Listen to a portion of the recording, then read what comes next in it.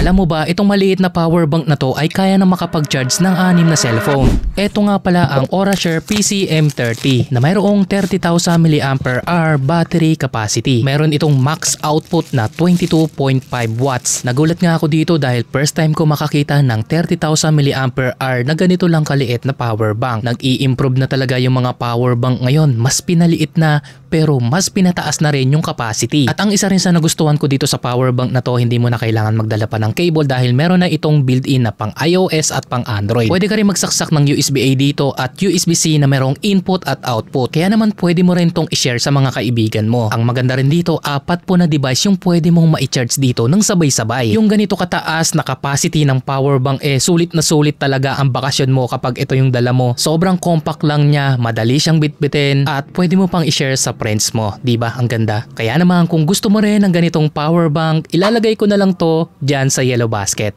Salamat!